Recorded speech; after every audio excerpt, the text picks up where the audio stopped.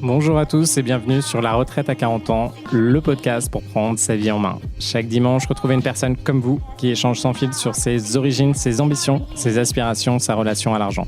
Je m'appelle Victor Laura, je suis l'expert français du frugalisme et du mouvement FIRE, Financial Independence and Retire Early, indépendance financière et retraite précoce. Retrouvez mon livre La Retraite à 40 ans, c'est possible aux éditions Larousse. Pour rejoindre le mouvement FIRE, c'est sur devenirfrugaliste.com. Il y a une communauté, des workshops et des outils.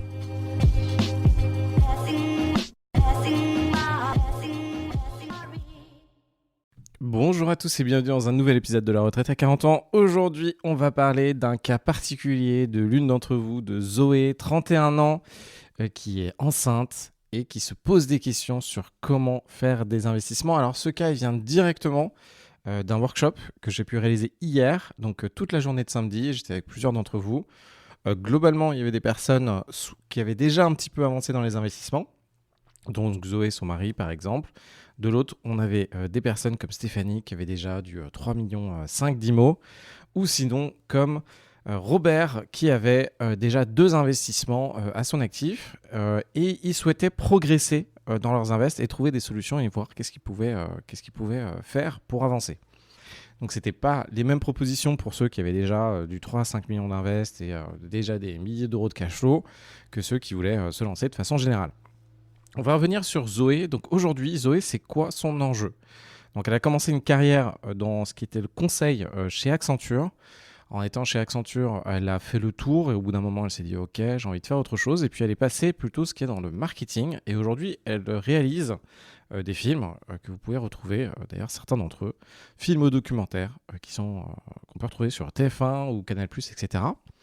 D'un point de vue boulot, donc là, elle est enceinte. Ils attendent une petite fille et elle se dit « Moi, ce que j'aimerais, c'est plusieurs choses. Déjà, si je peux ne plus avoir à me battre pour faire des projets et avoir une stabilité financière, ça m'intéresse. Et deuxièmement, ce qui l'intéresse, c'est de pouvoir avoir des revenus récurrents, en tout cas d'un point de vue business, parce qu'elle aime le business. Donc, elle aimerait bien trouver un business où les revenus sont plus récurrents que des revenus de production. Alors, pour ceux qui ne savent pas, quand vous réalisez des projets pour TF1, Canal+, etc., généralement, vous montez votre projet. Il y a plusieurs façons de le faire, mais vous montez un projet qui vous intéresse sur un sujet. Vous allez le pitcher à une boîte de production. Vous êtes vous-même une boîte qui allait réaliser le projet de A à Z. Et une fois que c'est validé par un prestataire qui va le proposer ensuite à TF1 ou ensuite à Canal+, sauf si vous avez les contacts en direct, c'est validé, votre budget est validé, et là, vous pouvez vous lancer dans la réalisation de votre projet. Et pourquoi pas aller faire un documentaire en partant à Haïti et en faisant un documentaire sur l'utilisation de l'eau à Haïti, etc. Ça peut être tout à fait ce cas-là. Donc en fait, c'est quelque chose, globalement, on peut bien gagner sa vie, mais généralement, ça demande toute une phase en fait en amont pour monter le projet, puis c'est validé, puis là, vous avez des revenus, mais pendant la phase où vous montez le projet, finalement, vous n'avez pas de revenus. Et une fois que vous faites le projet documentaire ou film et autres, là, vous êtes en mode production pendant un laps de temps déterminé. Du coup, ce que veulent les personnes qui sont comme ça, c'est plus de revenus récurrents, ce que je peux comprendre. Et potentiellement, donc là, il y a plusieurs approches. Donc, on a travaillé sur quoi avec Zoé ? On a regardé sa situation. Aujourd'hui, Zoé, donc même s'il y a ses revenus qui peuvent tomber, elle fait ça avec son mari. C'est souvent son mari qui facture ces revenus-là. Donc, ça vient dans l'entreprise de son mari. Elle, aujourd'hui, elle est au chômage. Donc, elle touche, je crois, entre 1000 et 1500 euros de chômage tous les mois. Et là, elle se dit, bon, qu'est-ce que je fais concrètement aujourd'hui ? Alors, elle a d'un autre côté 60 000 euros à peu près en cash de côté d'épargne. Elle a hérité d'une maison à 500 000 euros de valorisation. Donc, c'est ce qu'elle pense que la maison peut valoir aujourd'hui. Attention, elle l'a hérité il n'y a pas si longtemps que ça. Et dans l'héritage, c'était écrit que la maison valait 380 000 euros pour les impôts. Les impôts, elle n'a pas pu payer tous les impôts sur l'héritage. Donc, ils ont fait une hypothèque sur la maison de 80 000 euros. Donc, il y a 80 000 euros d'hypothèque sur la maison qui reste bloquée par les impôts.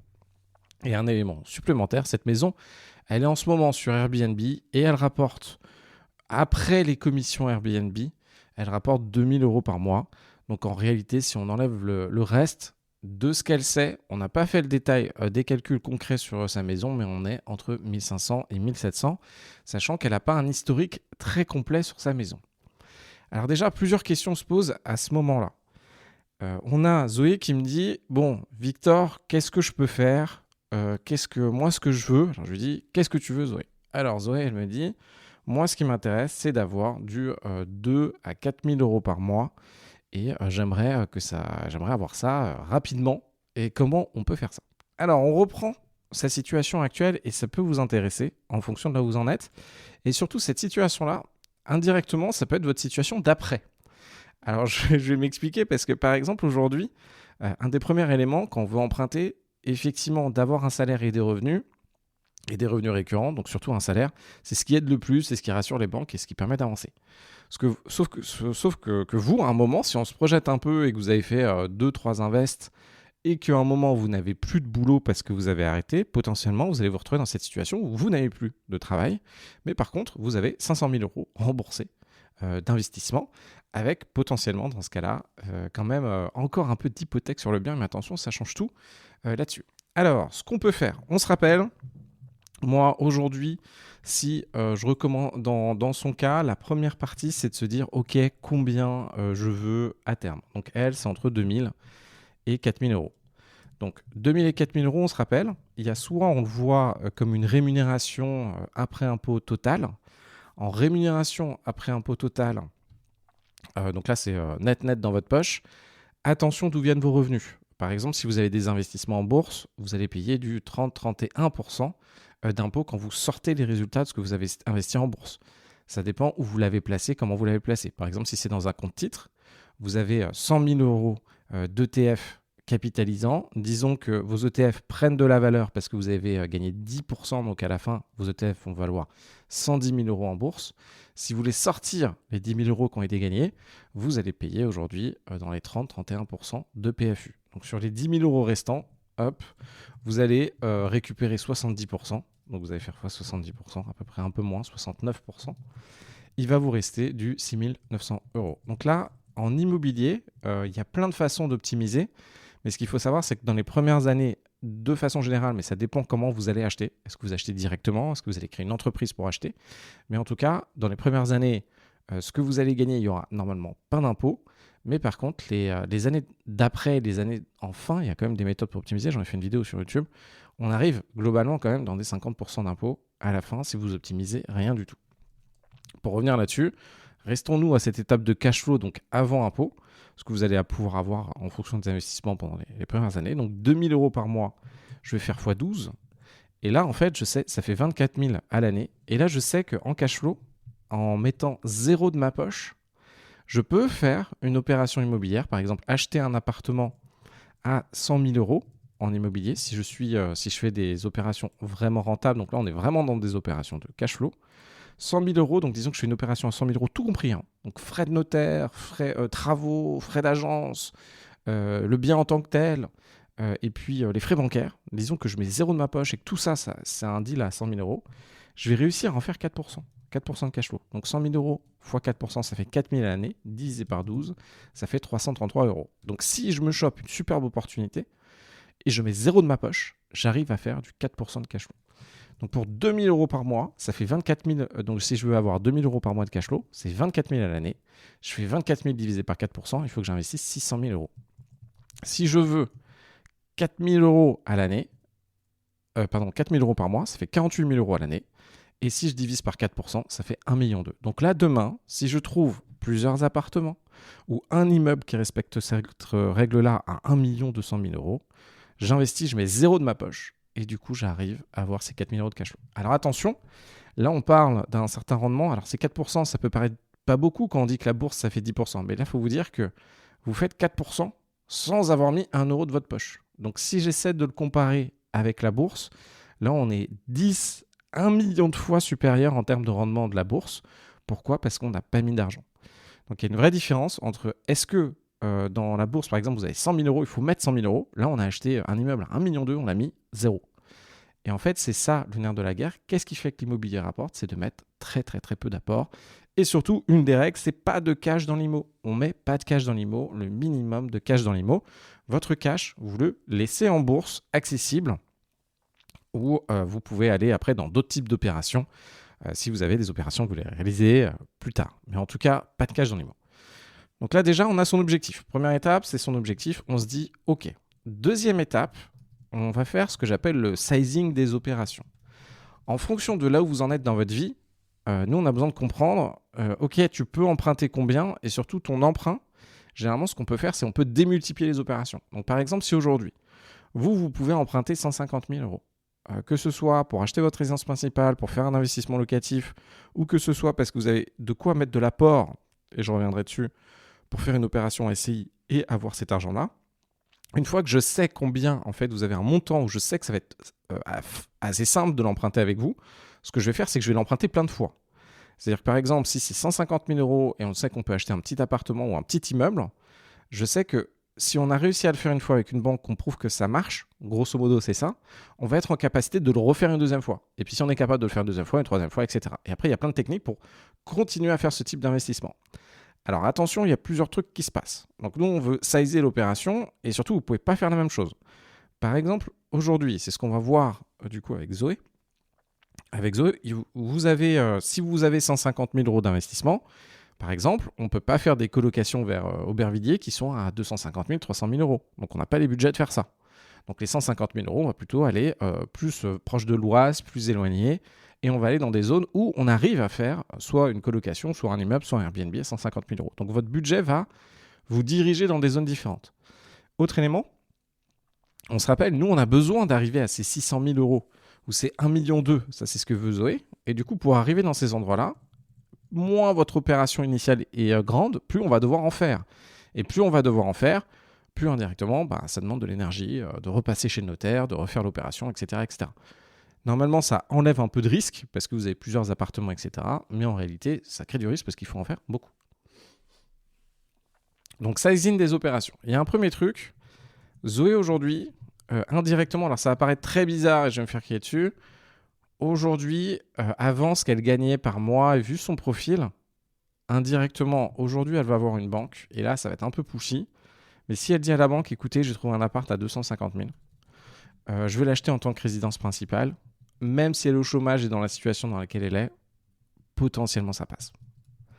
Potentiellement ça passe, pourquoi ? Parce qu'elle peut acheter un appartement, tant que c'est un appartement dans une grande ville, vu la situation, le salaire qu'elle avait avant, elle explique où elle en est, etc. etc. Donc aujourd'hui, elle n'est pas censée alors avoir de loyer, en fait elle habite avec son conjoint, on reviendra dessus, elle a un conjoint, ils ne sont pas mariés, mais grosso modo, en fait il y a des trucs assez bizarres. Alors je vais vous donner un truc qui va vous marquer. Il y a une personne dans mon programme qui vient d'avoir son emprunt. C'est pour vous donner un peu l'ordre d'idée de ce qui se passe. Donc à chaque fois, moi j'ai des exceptions hallucinantes. Est-ce que je les ai ici ? Ouais, je l'ai ici. Donc je vous change son prénom aussi. Son prénom, on va l'appeler Anna. Anna, elle a, je crois, 35, 36 ans. Elle a fait, j'en ai parlé dans un autre épisode, alors je ne sais plus le prénom que je lui avais donné. Anna, elle voulait un enfant. Puis elle n'est pas tombée sur le mec qu'il lui fallait. Et du coup, elle a fait un enfant toute seule. Anna. Elle a fait un enfant toute seule. À côté de ça, elle est dans le Nord. Et elle a voulu acheter une maison sympa. Donc elle a acheté une maison sympa. Et après ça, le boulot, elle a eu des enjeux, etc. Elle est passée en mi-temps thérapeutique. Donc mi-temps thérapeutique, qu'est-ce que ça veut dire ? Ça veut dire, grosso modo, qu'elle bosse donc la moitié du temps dans son cas. Et ça veut dire qu'en fait, elle a des difficultés dans la vie qui la poussent à ne pas pouvoir assumer d'avoir un temps plein. Voilà, c'est ce qu'elle a aujourd'hui. Donc, il y a un traitement, il y a eu des antidépresseurs, des choses comme ça, etc. Avec la maison qu'elle a achetée, du coup, maintenant, elle est endettée à du 50, 60, 80%. Voilà, elle a du coup son enfant à charge et elle est célibataire, etc. Et là, elle est venue me voir. Elle m'a dit, moi, je veux continuer les investissements, je veux avancer, et voilà la situation dans laquelle je suis. Bon, je vais vous dire, moi, j'étais convaincu que j'allais réussir à lui lever de l'argent. Oui, alors ça paraît hyper contre-intuitif, c'est assez risqué, mais j'étais convaincu que j'allais y arriver. Par contre, j'étais pas convaincu de pouvoir récupérer les meilleures conditions du monde. Voilà. Et dans le cas de Anna, du coup, elle a eu un accord d'une banque pour acheter en SCI à 3,37% sur 25 ans, SCI à l'IS. Généralement, la SCI à l'IS, c'est sur 20 ans. Pour la plupart d'entre vous, ce sera 20 ans. Là, on a eu 25 ans à 3,37. Généralement, c'est un peu plus. Avec 2 ans de différé partiel en plus. C'est-à-dire que pendant 2 ans, elle ne rembourse que les intérêts. Donc en fait, elle a eu un emprunt sur 27 ans. Et avec seulement 15% d'apport, sachant qu'il y a un peu de travaux à faire dans son projet.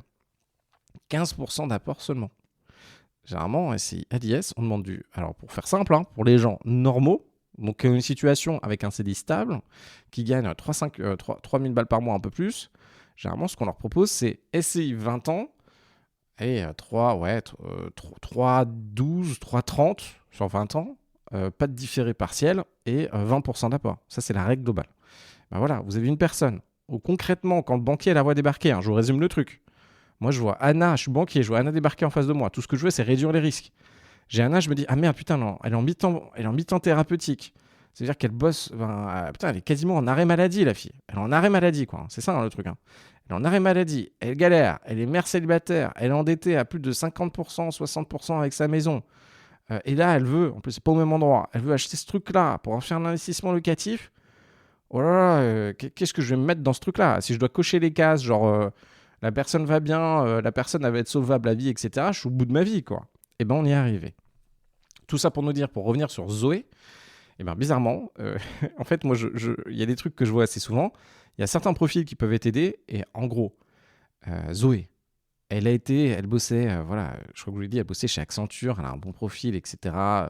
Elle est, même si aujourd'hui elle ne travaille pas, même si aujourd'hui elle est au chômage, en fait, en vrai, pour 250 000 balles, ça peut passer. Alors attention, il faut aller se battre. Moi, je vous dis que ça marche, mais il faut aller se battre, etc. Donc, grosso modo, déjà, je sais que 250 000, on peut le faire.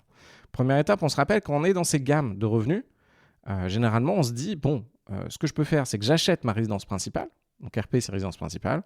J'achète un petit immeuble, un petit appartement, et je vais habiter dedans et louer certains autres appartes, ou je vais carrément tout louer et en faire un investissement locatif. Donc ça, c'est une étape pour ceux d'entre vous qui commencent. Ça vous permet d'avoir des crédits avec des taux intéressants et surtout des crédits sur une très longue durée, donc vous remboursez moins d'emprunts tous les mois. Si vous remboursez moins d'emprunts tous les mois, vous avez plus de cash flow, donc c'est-à-dire l'excédent de ce qui reste à la fin. Votre loyer, moins vos charges, moins votre remboursement d'emprunt sera supérieur parce que vous empruntez sur plus longtemps.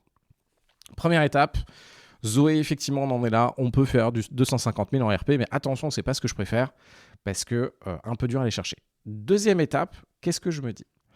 La deuxième étape de Zoé, ça va être faire de l'investissement locatif. Donc là, si Zoé va faire de l'investissement locatif comme ça, potentiellement, elle peut le faire parce que elle a du coup ses 60 000 euros d'argent de côté. Mais dans la plupart des cas, là, pour le coup, ça va être un peu compliqué. Donc ça peut passer, mais ça va être grosso modo compliqué, ou du moins, ça va se rapprocher du troisième cas. En fait, on va être quasiment dans le troisième cas. Donc le deuxième cas, investissement locatif, c'est plutôt, vous avez un salaire, vous avez déjà votre résidence principale, ou vous louez votre résidence principale, et vous regardez votre capacité d'endettement, il vous en reste un peu pour faire un investissement locatif, et généralement, vous pouvez en faire un, puis deux, etc., vous pouvez multiplier. Dans le cas de Zoé, grosso modo, compliqué. Troisième cas, ça va être le cas, on va acheter en entreprise. Alors en entreprise, on sort de l'endettement classique. Donc vous vous rappelez, l'endettement classique, dans le cas de Zoé, très compliqué, parce que vous calculez 35% de revenus du travail. Aujourd'hui, elle n'a pas de revenus du travail. Donc 35% de revenus du travail, Zoé, normalement, c'est zéro. Mais bon, on se dit quand même que 250 000 pour une résidence principale, ça marche. L'entreprise, ce que ça permet de faire, c'est que vous sortez de cet endettement classique des 35% de vos revenus du travail. Et du coup, en entreprise, qu'est-ce que vous allez faire? En entreprise, vous allez simplement, elle, dans son cas, elle a 60 000 euros. Donc, on va prendre 60 000 euros et vous pouvez faire un investissement qui a cash flow neutre. C'est-à-dire que votre loyer moins toutes vos charges, dont l'emprunt, il faut que ce soit à zéro à la fin. Donc, loyer moins toutes vos charges, il faut que ce soit à zéro ou légèrement positif ou vraiment positif. Et si vous faites ça, on retombe dans le cas de Anna tout à l'heure, on va vous demander généralement 300 000 euros, 20% d'apport. Donc on peut avoir mieux, mais dans le cas classique, c'est plutôt 20% d'apport. Donc avec 60 000 euros, elle peut emprunter 300 000 euros. Et si on arrive à descendre à 15% d'apport, elle peut emprunter 400 000 euros. Donc avec l'argent qu'elle a aujourd'hui, elle peut finalement faire un investissement de 300-400 000 euros. Donc voilà où on en est avec ce troisième cas. Dans le cas de Zoé, il y a un autre cas qui est possible. L'autre cas qui est possible, vous vous rappelez, elle a cette fameuse maison dont elle a hérité. Cette fameuse maison, elle vaut 500 000 euros. La problématique de sa maison de 500 000 euros, c'est qu'il y a 80 000 euros d'hypothèque dessus par l'État. Donc l'État a fait une hypothèque parce que Zoé n'a pas pu payer les frais de succession. La maison aujourd'hui vaut 500 000 euros. Donc là, il y a un peu deux techniques qu'on peut réaliser et on va parler de la première. Alors la première, c'est pas celle que je ferai de façon naturelle, mais on va en parler. Quand vous commencez à avoir du patrimoine immobilier, c'est pour ça que je vous disais que ça peut vous arriver à vous aujourd'hui, quand vous commencez à avoir du patrimoine immobilier remboursé, vous pouvez faire ce qui s'appelle un OBO. Un OBO, c'est Owner Buyout. Vous allez pouvoir emprunter, vendre à vous-même le bien immobilier. Et là, directement, donc en fait, ce que pourrait faire Zoé, alors il y a plusieurs conditions pour pouvoir le réaliser. On va revenir. Vous allez du coup créer une SCI à l'IS, généralement. Cette SCI à l'IS, elle va pouvoir racheter votre bien. Mais vous vous rappelez, je vous ai donné deux règles sur la SCI à l'IS. La première, c'est qu'il faut mettre du coup de l'apport. Donc généralement, on va devoir mettre, ça dépend de votre profil, mais normalement 20% d'apport. Je fais plutôt le cas un peu classique. Donc 20% d'apport sur un bien à 500 000 euros. Alors attention, il y a plusieurs trucs à prendre en compte. Excusez-moi, je reviens dès le début. Donc disons que le bien, il vaut 500 000 euros. Si le bien vaut 500 000 euros, et là, il y a une grosse problématique de quand on fait ça, on va vouloir le vendre. Et du coup, il y aura des frais, il y aura des impôts à payer. Donc, il y aura 8% de frais de notaire à payer. Donc déjà, il va falloir avancer, il y a 8% de frais de notaire pour calculer le coût total du projet. Donc, 8% de 500 000, en frais de notaire, vous êtes à 40 000 euros. Et après, il va y avoir les frais bancaires. Alors, les frais bancaires, ça peut être les frais justement de cautionnement, les frais de dossier, etc. Et puis, c'est généralement les 2%. Ça peut être 2% de la valeur du bien. Là, c'est 10 000 euros, c'est un peu beaucoup. Mais dans l'idée, on sera peut-être dans les 4 000 euros pour cette étape-là. Donc là, en termes de... Après, vous avez les frais de création de SCI, etc. Mais c'est pas énorme. Donc le prix du bien, grosso modo, il est à 500 000 euros. Vous avez 40 000 euros de frais de notaire et vous avez 4 000 euros de frais bancaires. Donc le coût total du projet, si je fais ça, coût total projet, ça va faire, hop, si on prend tout ça, je vous le fais avec vous là, enfin si j'y arrive. Le coût total du projet va être, j'arrive pas à le faire, c'est terrible, voilà, 544 000 euros. Donc là, si vous allez voir votre banquier, vous allez dire, écoutez, j'aimerais racheter ce bien-là et j'aimerais le faire j'aimerais faire un OBO, donc le racheter. Il va vous dire, ok, dans ce cas-là, il faut créer une SCI. Alors, attention, il y en a plein qui vous diront non, donc il faut avoir la bonne banque, etc. etc. Ils vont vous dire, le coût total du projet, il va vérifier que ça fonctionne en fait. Donc, il va faire 544 000 fois 20% pour l'apport. Donc, il vous faut en apport 108 800 € dans l'apport pour le projet.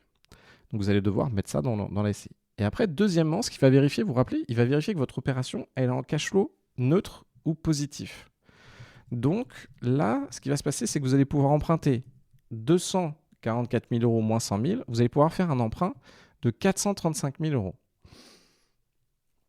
Votre emprunt de 435 000 euros, tout de suite, on va regarder combien ça fait. Alors, normalement, les SCI, c'est sur 20 ans. Donc, on va faire ces cas-là. Je ne vous fais pas les cas où vous arrivez à faire, comme Anna, des trucs fantastiques dans tous les sens. Mais vous allez les faire. Mais en tout cas, nous, on va faire un cas plus classique. Donc, sur vos 435 000 euros, là, ce qui va se passer, c'est qu'on va faire un emprunt du coup sur 20 ans pour les SCI. On va emprunter 435 000 euros. 435 000 euros. Avec les taux d'aujourd'hui sur 20 ans, on peut être à du 3, quasiment 3%. L'assurance comme ça. Et en fait, ça vous fait un remboursement d'emprunt. Ça vous fait un remboursement d'emprunt que je vais mettre ici de 2 497 euros par mois. Et attention, on se rappelle, vous avez combien de loyers aujourd'hui? Alors là, il y a deux problématiques qui se posent. Déjà, là, c'est des loyers Airbnb et on les a depuis pas longtemps. Donc, la banque ne va pas être sûre, elle ne va pas les prendre en charge normalement. Elle ne va pas les prendre en totalité. Elle va en prendre moins, on va mettre un discount dessus. Au lieu de prendre le loyer Airbnb que vous avez, elle va en prendre 70%, va en prendre 50%. Ça dépend comment la banque va gérer ça. Elle n'aime pas trop ça. Mais disons qu'on passe outre ça. Et que là, les loyers aujourd'hui, c'est 2 000 euros et qu'on arrive à montrer que les loyers de la maison, c'est 2 000 euros. Et bien là, on a un problème. On a un problème pourquoi? Parce que les loyers de votre maison, c'est 2 000 euros. Et même avant d'avoir payé, et rien que l'emprunt, c'est 2004. Donc vous êtes en négatif. Et en plus de ça, il y a d'autres choses. Vous vous rappelez, il y a la taxe foncière, il y a l'assurance PNO, il va y avoir alors, ça dépend d'où vous venez, mais vous avez d'autres charges, enfin les charges classiques. Donc si vous faites du Airbnb, en plus vous avez le chauffage, etc., etc. Donc là, on est en cash flow négatif.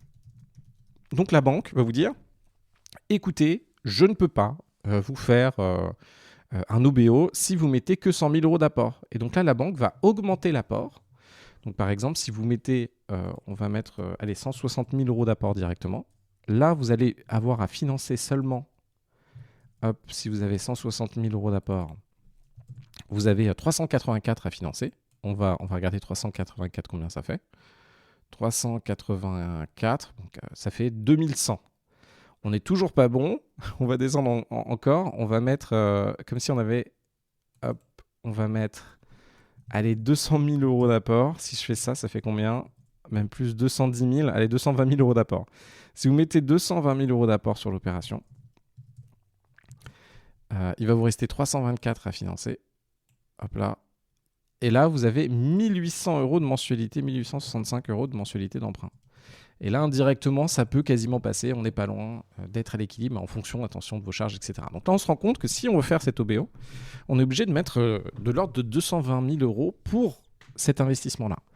Et là, si vous connaissez un peu l'IMO, etc., vous vous rendez compte que plus vos biens ont des valeurs très chères et une rentabilité faible, plus cet OBO, vous allez devoir mettre de l'argent dessus. Donc, ce qui veut dire que si vous avez des biens qui sont très rentables, normalement, le prix du bien, très rentable, ça veut dire que le bien a une faible valeur par rapport au loyer et la rentabilité qu'il fait. Donc là, on se rend compte que c'est beaucoup d'argent stocké, mais un peu compliqué. Donc cet OBO, dans ce cas-là, aujourd'hui, où ça en est, ça ne marche pas. Deuxième cas qu'on peut réaliser, on peut très bien... Et attention, donc ça, c'est la première problématique déjà pour financer l'OBO. Là, on se rend compte qu'il faut un apport énorme, etc. Et après, il y a une deuxième problématique dans l'OBO. Cette maison, elle vient d'un héritage. L'ordre de l'héritage a été déclaré à 380 000 euros de valorisation. Quand vous faites un OBO, ce qui va se passer, donc la valorisation des biens, c'est en fait, indirectement, c'est assez compliqué de les valoriser. Vous vous rappelez, j'avais fait un épisode sur une villa somptueuse à Cannes vendue 100 millions d'euros, mais qui a pris 10 ans à vendre, et le gars voulait à l'origine la vendre 115 millions d'euros. Pour valoriser cette villa, bonne chance. Hyper dur. C'est-à-dire que là, aujourd'hui, effectivement, il y a une valorisation. Moi, on me la vend demain 100 millions d'euros. On me la vend demain 80 millions d'euros. Cette villa, je ne l'achète pas. Pourquoi ? Parce que je ne sais pas à qui je peux la revendre. Peut-être que sur 10 ans, je vais pouvoir la revendre 90 millions d'euros et me faire 10 millions de marge. Mais entre-temps, il y a l'entretien de la villa. Il faut que je sois sûr que j'arrive à trouver un gars qui va me l'acheter plus tard, mais qui a les moyens d'acheter ce genre de trucs, etc. Vous imaginez, le gars d'avant, il a attendu 10-15 ans pour revendre la maison. Donc très compliqué. Donc pour les impôts, à moins que ce soit des biens bien déterminés à Paris, qui sont dans un très bon état, etc., c'est quand même compliqué de savoir à combien ça va être vendu exactement. Et là, cette maison-là, donc elle a été en tout cas valorisée 380 000 euros pour les impôts, ce qui veut dire qu'il y a un cas où ça se vend 380 000 euros. Sauf qu'aujourd'hui, si on fait un OBO, qu'est-ce qui va se passer ? Il va y avoir une cession du bien, c'est-à-dire qu'elle va se racheter à elle-même 500 000 euros la maison, parce que c'est ce qu'elle estime être le prix de la maison, de valeur du marché. Et attention quand vous faites ça, parce que là, l'État va se dire, mais attends, moi, dans l'héritage, c'était à 380 000 euros la maison. Maintenant, tu la revends 500 000 euros. Même si vous la revendez à vous-même. Hein. C'est un processus de vente. L'État va se dire, non mais attends, en fait, la valo, c'est pas 380, c'est 500 000. Donc en fait, les impôts, tu aurais dû les payer sur 500 000 et pas 380. Donc ils vont revenir vous chercher pour ces impôts-là. Donc il y a déjà ce truc-là. Deuxième truc, si demain, elle se dit, je vais faire mon OBO et je vais me racheter la maison moins chère. Donc 380 000 euros, qui est la valorisation des impôts. Est-ce que le système marche un peu mieux ? Alors là, c'est un peu mieux parce qu'on a plus de rendement. Pourquoi ? Parce qu'on loue à 2 000 euros par mois et du coup, au lieu d'avoir une maison à 500 000, on a une maison à 380. Du coup, le rendement est supérieur.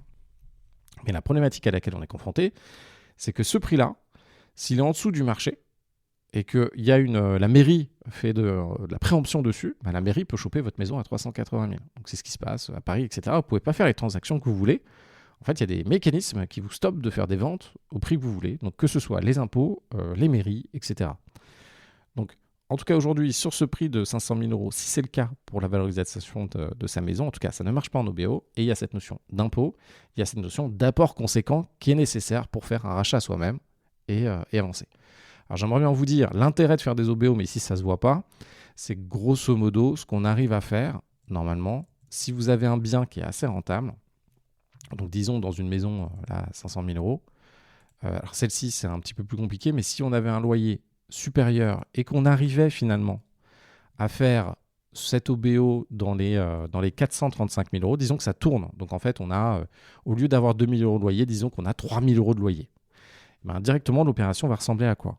c'est que vous allez devoir mettre en apport.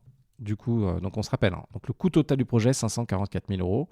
Disons que cette maison, cette fois-ci, elle est plus louée 2 000 euros par mois, mais allez, 3 000 ou 4 000 euros par mois. Pardon. Du coup, l'apport concret pour faire l'opération, ça va être du 108 000 euros. Donc, on a 108 000 euros d'apport. Donc, ce que vous allez faire, je vais vous faire la version cash, en fait, de votre invest. Donc, vous allez apporter en compte courant, vous avez créé une entreprise, vous allez apporter dans cette entreprise 108 000 euros, ce qui s'appelle un apport en compte courant. L'entreprise, elle, va s'endetter à 235 000 euros pour faire un emprunt et acheter votre bien. Donc, qu'est-ce qui va se passer? Vous allez, d'un côté, dépenser en apport 108 000 euros. Donc, vous allez, d'un point de vue cash de votre trésorerie, si on regarde vos comptes bancaires, vous allez avoir moins 108 000 et vous allez récupérer sur votre compte bancaire 435 000 euros. Donc, sur votre compte bancaire perso, vous aviez 108 000 euros. Maintenant, ces 108 000 euros sont devenus 326 000 euros. Donc, vous avez 326 000 euros qui apparaissent sur votre compte bancaire. Attention, dans ce cas-là, vous avez les calculs de plus-value en fonction de votre bien, comment il était. Mais là, disons que c'est votre résidence principale, donc vous n'avez pas de plus-value. Vous pouvez faire un OBO sur votre résidence principale. Si c'est votre résidence principale, derrière, vous allez la mettre en location. Donc là, 326 000 euros. Donc vous récupérez 326 000 euros sur votre compte bancaire. Par contre, vous vous rappelez, dans ce que vous avez mis comme apport, c'est simplement, vous avez mis 20%, mais dedans, il n'y a pas que des charges. En fait, vous avez 44 000 euros de frais réels. C'était les frais de notaire, donc c'était 40 000 euros, plus les 4 000 euros de frais bancaires. Donc en réalité, sur les 100 000 euros que vous avez apportés, vous allez pouvoir en récupérer 64 000 euros avec les loyers dans le temps. C'est-à-dire que vous avez fait un virement de 108 000 euros à votre SCI. Donc c'est-à-dire que votre entreprise vous doit cet argent-là. En réalité, le vrai coût de transaction, c'est 44 000 euros. C'est les trucs qui sont perdus. C'est les impôts qui vous prennent 44 000 euros en faisant cette opération-là. Mais il y a les 64 000 euros. C'est pas perdu parce que c'est juste de l'argent que vous êtes prêté à vous-même, en gros.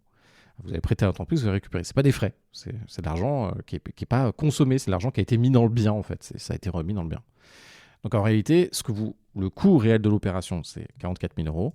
Et vous, à la fin, vous allez quand même récupérer donc, sur votre compte 326 000 euros. Et au bout d'un moment, dans le temps, dans votre entreprise, quand même les 64 000 euros. Donc en gros, vous récupérez 400 000 euros à la fin. Donc une opération comme ça, c'est quand même assez bien pour pouvoir récupérer ce cash-là. Et ce cash-là, vous allez pouvoir le réutiliser, le réenclencher pour faire des opérations immobilières ou sinon le réenclencher pour faire des opérations en bourse. En fait, je devrais vous faire des vidéos, et d'ailleurs, je pense que je vais commencer à faire des vraies vidéos explicatives. Ce sera quand même mieux que de vous faire des épisodes de podcast. J'essaye, mais dites-moi un peu si vous avez les chiffres et tout, parce que moi, je refais les calculs en live, donc on les a. Mais il y a ça. Alors, autre élément. Donc, dans le cas de Zoé, qu'est-ce qu'on fait? Ces 500 000 euros là, qu'elle a, qui sont stockés dans une maison. Alors, attention, on se rappelle, il y a aussi les 80 000 euros. Alors, j'en ai pas parlé tout à l'heure. Si vous voulez faire un OBO, là, il y a les impôts, où il y a les 80 000 euros d'hypothèque sur la maison. Alors, dès que vous avez une hypothèque, même partielle sur un bien que vous avez, attention, ça gèle énormément de transactions bancaires. Donc là, par exemple, vous voulez revendre le bien à votre SCI, faire un OBO, mais vous avez l'État qui a gelé 80 000 euros. Il y a quelques banques qui vont être compréhensibles et vont faire tampon pour qu'on puisse rembourser les impôts après. Mais en gros, ça les fait chier. Donc dans la majorité des cas, ce qu'on essaie de faire quand même, c'est de solder ces hypothèques sur les biens. 80 000 euros d'hypothèque sur un bien, ça vous empêche en fait de faire des transactions sur le bien en totalité. C'est ça la réalité. Donc attention, donc, dans l'idée en tout cas, c'est 80 000 euros. Dans le cas de Zoé, elle peut demander à son mari qui a pas mal de liquidités de lui prêter 80 000 euros comme ça pour qu'elle puisse rembourser les impôts, au moins avoir son bien totalement libéré. Qu'est-ce qu'on peut faire du coup avec ces 500 000 euros de biens? Il y a la dernière technique et qui peut vous intéresser beaucoup. Ce qu'on peut faire, et là c'est plutôt, alors comment on va faire ça, je vous le dirai après, mais en fait c'est 500 000 euros qui sont stockés dans un bien. Alors attention, ça marche que quand vous êtes en France. Donc, si vous êtes à l'étranger, non, parce que c'est plus compliqué. Ce que va faire Zoé, elle va aller voir sa banque. Sa banque va lui dire, écoutez, moi j'ai 500 000 euros dans cette maison, donc ils vont refaire une valorisation pour voir si ça peut être vendu 500 000 euros aujourd'hui, donc généralement par des agents, etc. Et après, la banque va dire, ok, on est ok de vous accompagner sur plusieurs projets, mais en gros sur une enveloppe de 500 000 euros pour acheter un nouveau projet. Donc il y a deux types de banques qui font ça.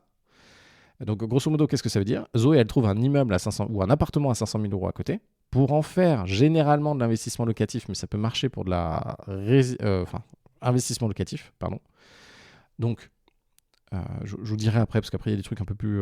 faut que j'arrive à vous faire un truc qui est très clair, très vulgarisé, mais pas faux. Donc, la Zoé, elle peut aller voir sa banque va lui dire, écoutez, je vous finance cet immeuble à 500 000 €, mais par contre, je prends une hypothèque sur l'immeuble que j'achète. Donc, vous avez donc la banque pour sécuriser, elle prend une hypothèque ou une caution sur le bien que vous achetez. Et en plus de ça, je vais prendre une hypothèque ou une caution sur le bien que vous aviez avant. Donc, en fait, vous allez acheter un bien qui vaut 500 000 €, disons un immeuble qui vaut 500 000 €, et la banque va prendre hypothèque sur les 500 000 € de valeur du bien, plus hypothèque sur les 500 000 € de votre maison, en l'occurrence, qui vaut 500 000 €. Donc, vous allez avoir 1 million d'euros d'hypothèque de sécurité pour la banque pour faire une opération. Ça vous permet quand même d'avancer. Et généralement, vous pouvez même emprunter un peu plus que la valeur du bien. Donc, ça vous permet d'avancer. Et concrètement, comme vous le faites aujourd'hui, alors j'aimerais vous retrouver ce nom parce que je ne l'ai plus. Donc, soit vous allez voir...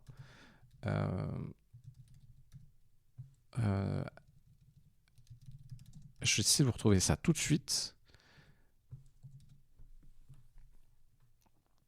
Bon, je ne l'ai pas. Je vais essayer... Ah si, c'est peut-être celle-là.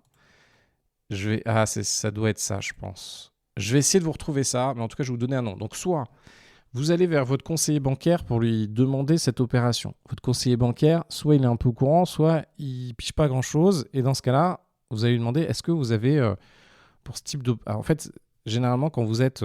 soit il sait faire, soit s'il ne sait pas faire, dans chacune des banques régionales, nationales, il y a des petites unités banques privées.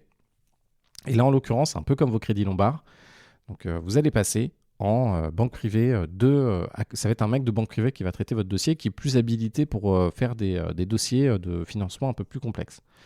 Donc là, si votre banquier ne comprend pas trop, vous allez lui dire, mais j'ai cru comprendre ce que je vous propose. Vous aviez une unité, est-ce que vous pouvez dire, oui, voilà, j'ai un ami qui a pu le faire avec une banque comme la vôtre, et en fait, on a dû contacter la banque privée, qui était l'unité un peu banque privée qui s'occupait de ce type de financement. Est-ce que vous savez où ils sont ? Par exemple, si vous êtes à Roubaix, ça va être à Lille. Est-ce qu'ils sont à côté à Lille, etc. Testez ces trucs-là pour être mis en relation en fait avec la petite unité régionale ou locale du moins de la banque privée de votre banque, Crédit Agricole, Crédit Mutuel, etc. Et eux vont étudier votre dossier et seront en faculté de faire ça. Donc vous pouvez faire ça. Et deuxième élément, sinon en Belgique, donc c'est un peu long en France, hein. Attention, c'est un peu long le processus, c'est un peu chiant parce que c'est pas aussi simple que d'éditer un crédit bancaire pour une résidence principale. Et en Belgique, alors je crois que c'est CBC, mais les banques belges font beaucoup plus ça, elles le font en France aussi. Donc vous avez des banques belges, vous avez une banque belge, vous proposez de faire ce type de financement, et comme ça vous allez pouvoir avancer. Et donc là vous êtes en prêt hypothécaire, et en gros ça vous permet d'avancer sans avoir de revenus pour faire ça. Qu'est-ce qu'on fait maintenant avec Zoé ? Donc une fois qu'on sait que Zoé, elle peut aller sur des investissements entre 250 et 500 000 €. C'est ce qu'on voit. Quelles sont les prochaines étapes ? Là, il s'agit de trouver le bien qui correspond à Zoé et qui peut bien marcher. Donc là, elle a moi, ce que j'aime bien, c'est qu'elle a pas mal de... une assiette assez longue. Donc soit on peut aller... Donc elle habite en Île-de-France, soit on peut aller sur des colocations Île-de-France, voire un peu plus loin, soit on peut aller sur des immeubles de rapport. Et là, l'objectif, c'est de trouver quelque chose qui va être vraiment rentable pour elle, avec la difficulté qui fonctionne et avec le risque minimum, et qu'on emprunte le moins possible. Donc là, on a enchaîné là-dessus après avec Zoé, et on a identifié directement dans la journée une zone et 3-4 biens à les visiter. Et là, elle va aller faire les visites pour voir si ça peut fonctionner pour elle. Voilà exactement ce qu'on a fait. J'espère que c'était bien cet épisode. N'hésitez pas à me le dire en commentaire. Je vois et je vous remercie parce que quand je vous vois en physique, vous adorez ces épisodes et finalement vous les écoutez tous les jours et que ça vous apprend plein de choses.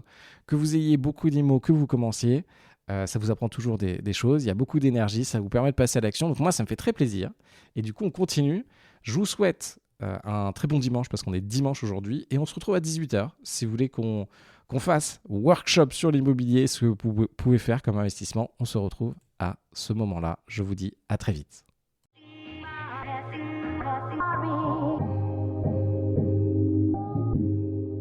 Vous venez d'écouter un épisode de La Retraite à 40 ans. N'hésitez pas à en parler autour de vous, à vous abonner, à rajouter 5 étoiles et à mettre un petit commentaire. Ça nous aide vraiment beaucoup. Pour être informé des nouveautés, rendez-vous sur devenirfrugaliste.com. Une question ? Je réponds sur LinkedIn, Victor Lora, L-O-R-A. Et surtout, n'oubliez pas, vous êtes déjà au top. À très vite. see.